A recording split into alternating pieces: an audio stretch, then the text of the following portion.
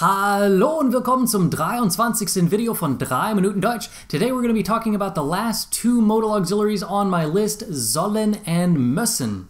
These two really don't have that much of a strong connection like the other ones did, but they are the last two on my list and I figure there's no real point in giving them each their own individual video. If you want to see how to conjugate them, go ahead and click over here where you can see that conjugation video I did a few weeks ago.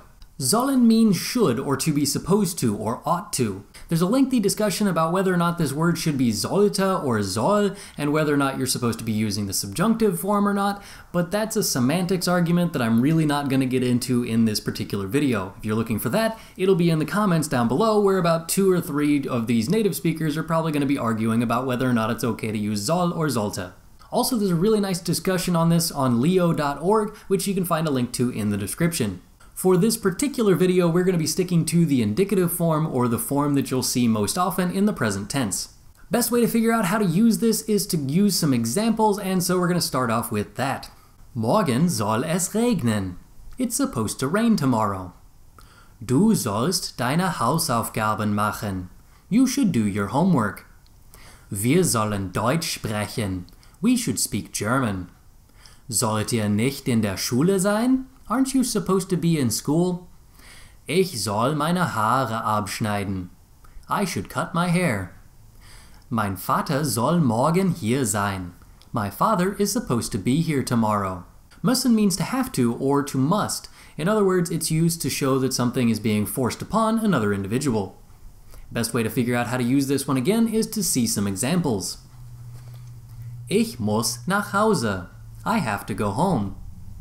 Du musst die Frage beantworten. You have to answer the question. Meine Mutter muss zur Arbeit gehen.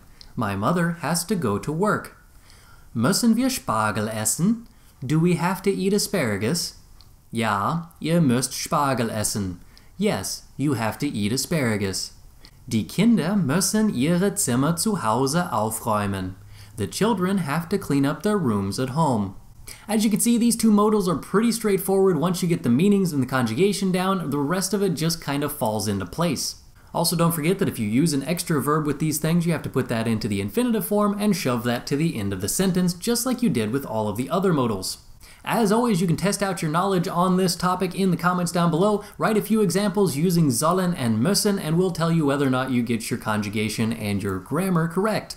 If you want to see a more in-depth look at this topic, you can go ahead and click that blog link over here or the one that's down in the description. Until then, I'm out of here. Danke fürs Zuschauen. Bis zum nächsten Mal. Tschüss.